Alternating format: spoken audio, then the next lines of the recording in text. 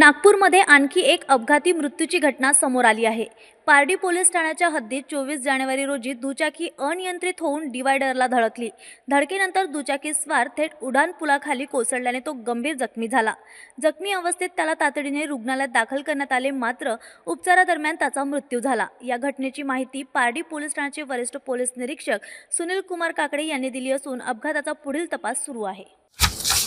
यामध्ये घटना आहे, यातला मृतकाचं नाव आहे अंशुल हिरालाल तिवारी, वय 32 वर्ष, राहणार सुयोगनगर, पोलीस ठाणे आजनी येथील हा मृतक होता। हे 22 तारखेला रात्री वाठवड्याकडून कळमण्याकडे जाणारा जो फ्लाय ब्रिज आहे, प्रजापती नगरचं जे मेट्रो स्टेशन आहे त्या तेथील फ्लाय ब्रिजवरची घटना आहे।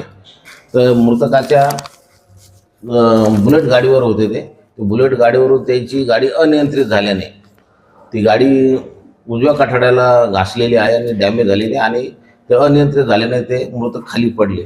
आणि तेथील जे प्रत्यक्षदर्शी साक्षीदार होते त्यांनी 112ला सुद्धा कॉल केलेला आहे पोलिसांना, आणि तात्काळ त्यांना मेडिकल ट्रामा येथे घेऊन गेलेले आहेत।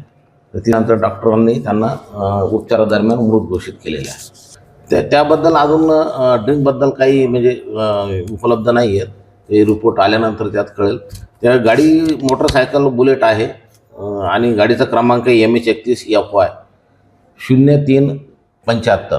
परंतु आम्ही या गाडीची त्याच दिवशी मृतकाची ओळख पटवण्यासाठी डिटेल काढून कॉल केला असता ही गाडी दुसऱ्याच्या नावावर आहे आणि त्याचा मालकसुद्धा त्यांच्यासोबत सुद्धा बोलणं झालं, तर त्याची गाडी आणि ते स्वतः घरी हजर होते। ह्या गाडीचं सुद्धा एक वेगळं समजा त्याबद्दल डिटेल काढण्यात येईल की गाडी चोरीची आहे का त्यांची आहे म्हणून।